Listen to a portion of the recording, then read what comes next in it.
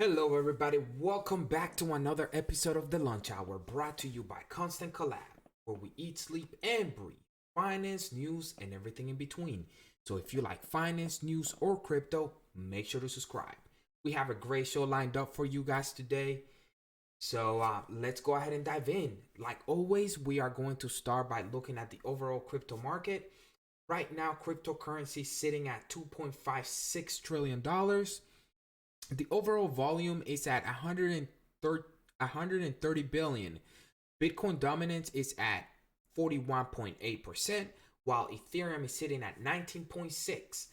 The overall crypto market right now is down 1.7%.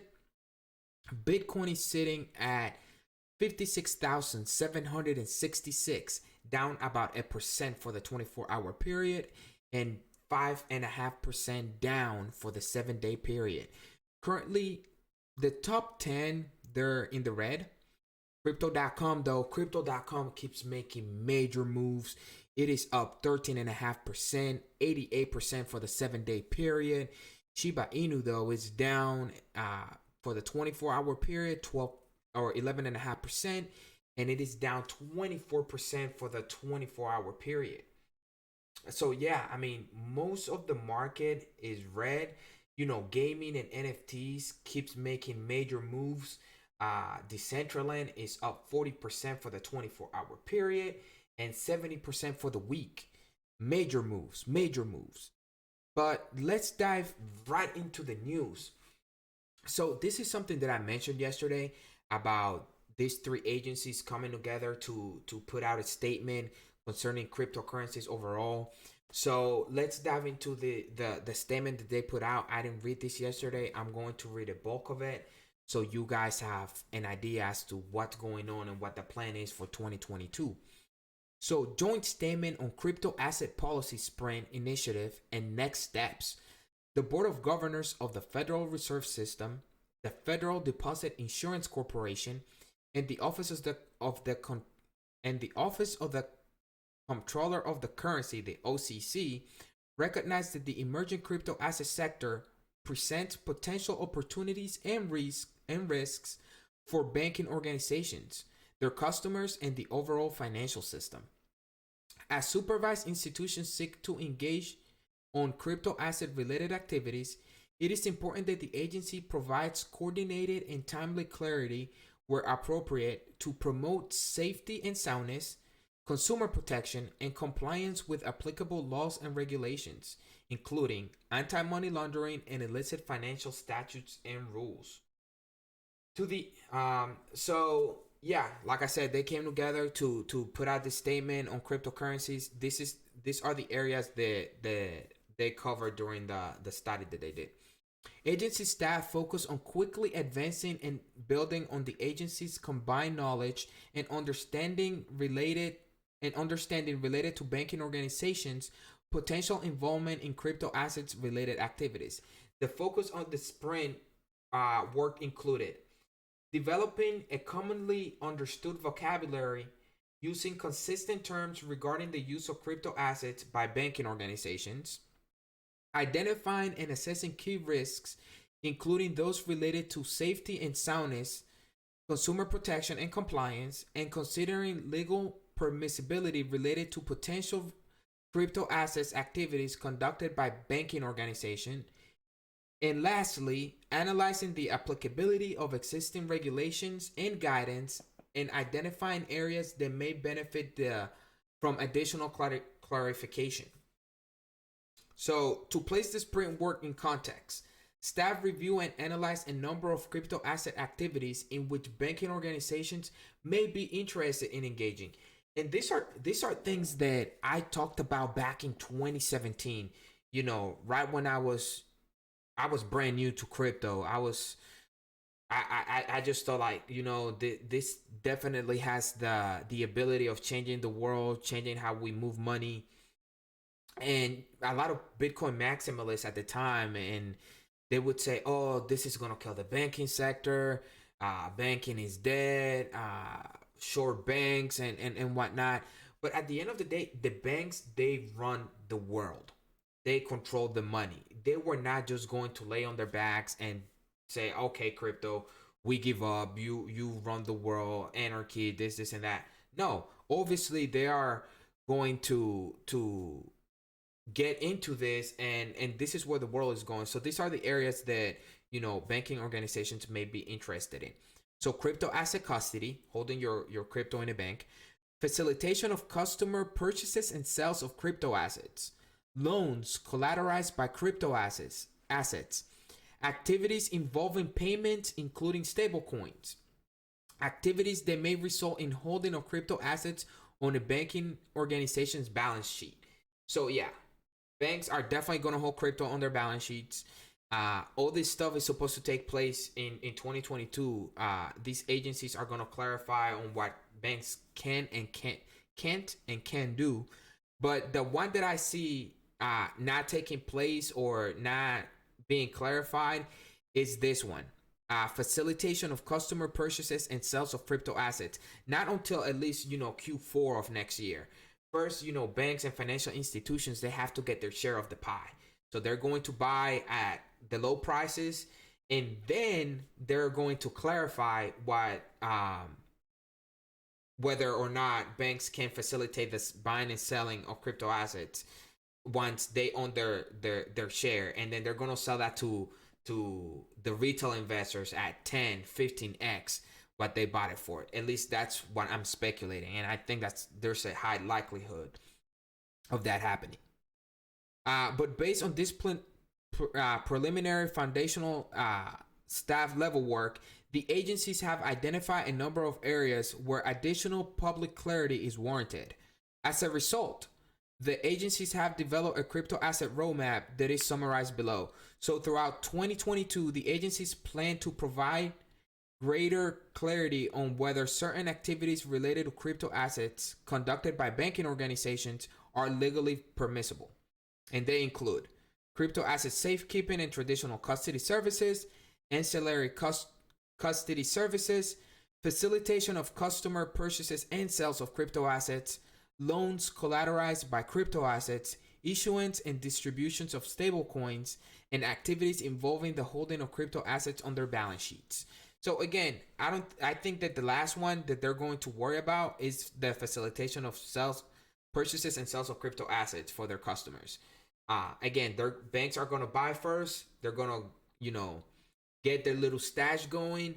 And then magically they're going to be like, oh, we're opening it to our retail investors or our retail customers. So yeah, I think that's where it's going. And I think that's how it's going to play out.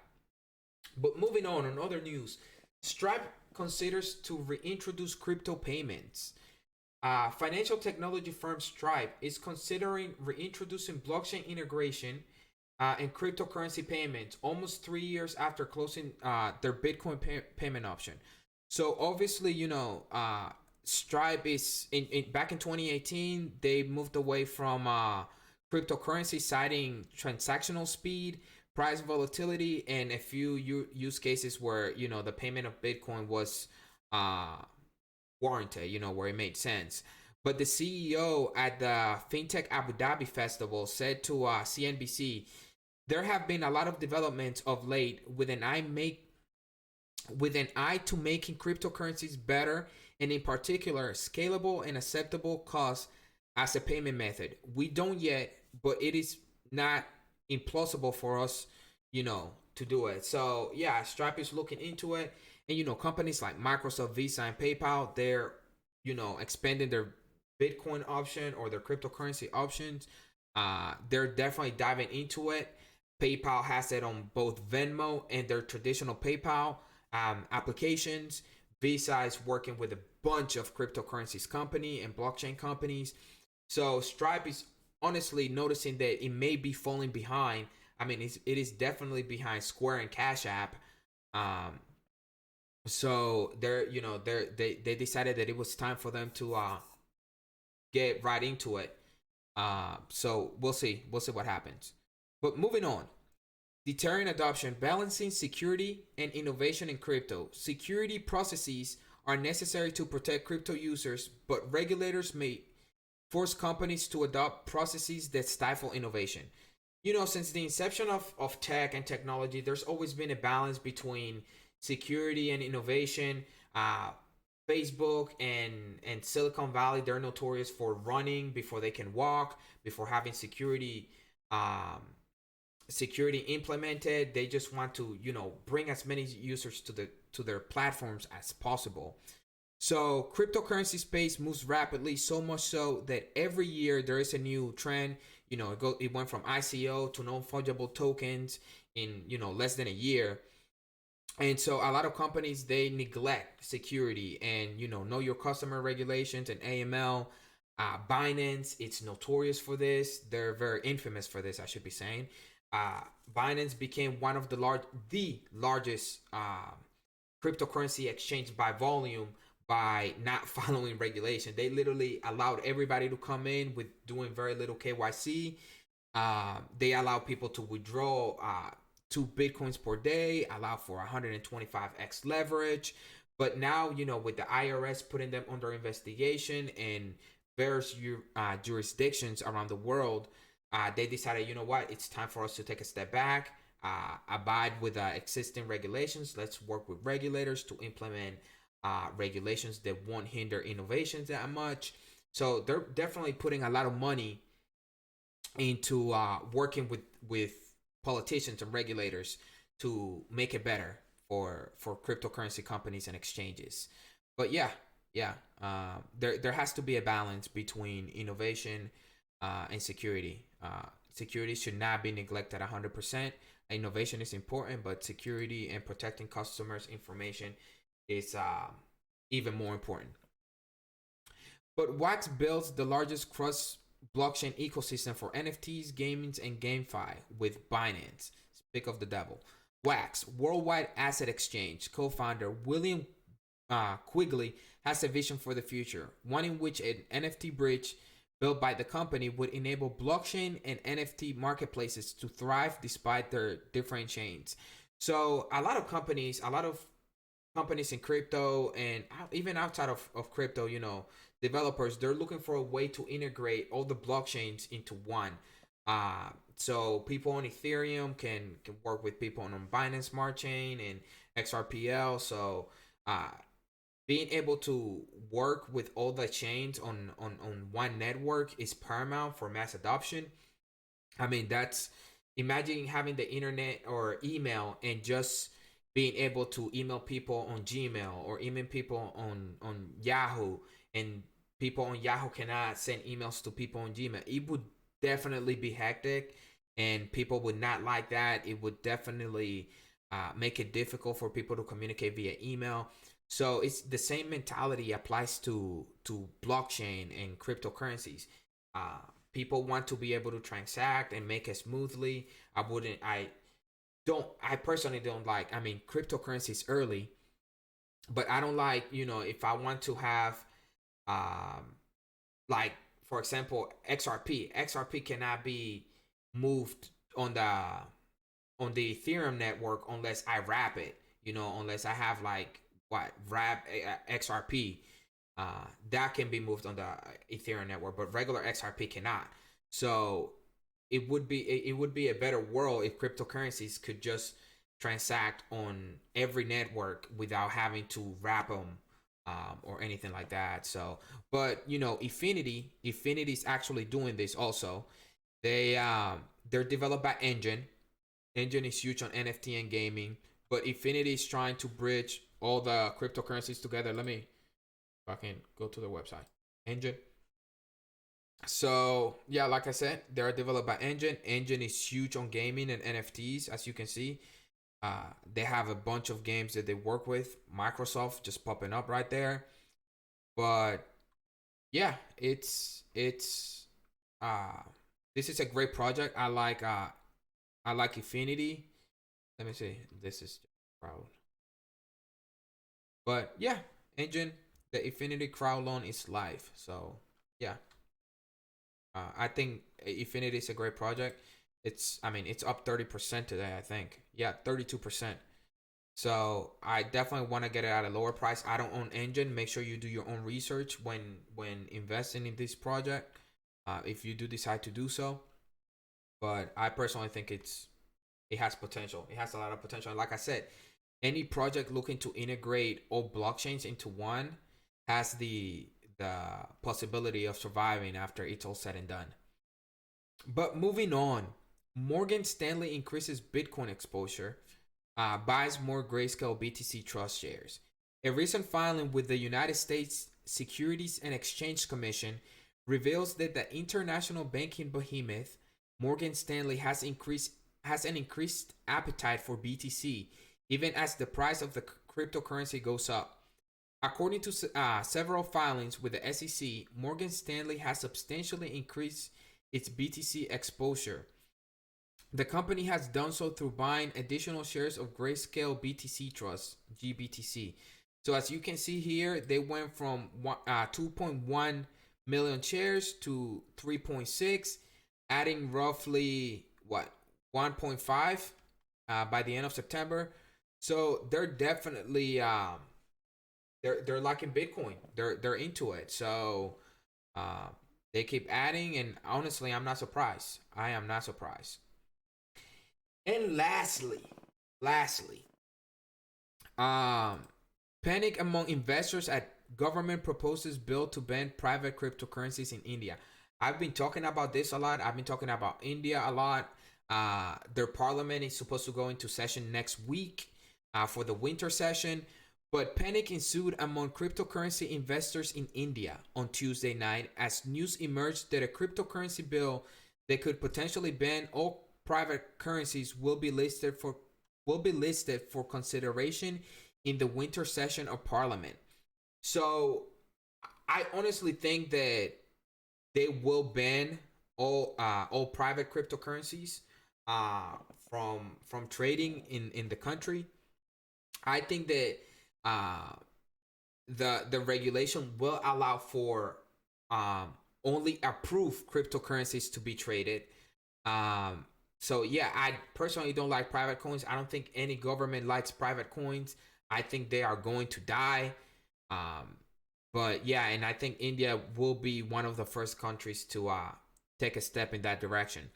But the cryptocurrency and regulation of official digital currency bill 2021 was listed as a frame rule for cryptocurrencies aimed at prohibiting private coins while providing a framework for the creation of an official digital currency to be issued by the Reserve Bank of India.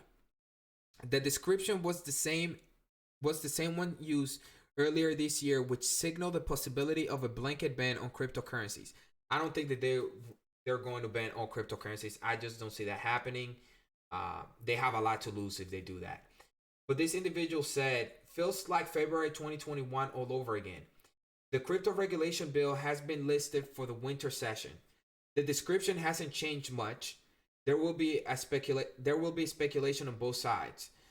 The good thing is more people within government are aware of how crypto works. He went on to say, we witness a lot of selling pressures in the Indian market, said Nishal Shetty, CEO of crypto exchange WizardX, adding that trading volumes were up 50% from the average volume on Tuesday night. And this person tweeted, I'm aware of the frenzy caused by recent news around crypto. I urge you to remain calm and, like always, do your own research before arriving at a rushed conclusion. Recent conversations with the government point towards progressive approach, and there is no concrete statement made which claims otherwise. So yeah, I think that they are going to allow some cryptos to trade. They're not going to ban all of it. Private cryptocurrencies, however, do look shaky. I don't know if I don't know what's going to happen, but again, I don't see any jurisdiction allowing them. I just can't see it any other way. And then Cardano's in the red despite listing. I mean, like I said earlier, most of the crypto market right now is red, including, large projects. So the Cardano's red, that doesn't surprise me. But they are getting listed. I said on Friday of last week, they're getting listed on Bitstamp, one of the largest crypto exchanges in Europe. And you know, it's official. Like today, people are able to trade. But Cardano, you know, it's also getting hit by the delisting from eToro, you know, for US users due to regulatory concerns and stuff like that. So it's definitely getting hit by the market and by the delisting of eToro. So Cardano getting hit hard. But you know, I was listening to Charles Hopkinson yesterday, and he said, you know, volume comes and goes. You know, you get listed on one and you get delisted on another one, and eventually, you know, the U.S. SEC and the CFTC and Congress, they will get their stuff together, and they will put, you know, some regulation out to determine what it is that is going to happen with cryptocurrencies. But yeah, yeah. But that is the last one for the day. You know, I hope you guys are enjoying the content that we're putting out with Crypto After Dark and the launch hour. We have another gaming show coming up with Super Thick Nick.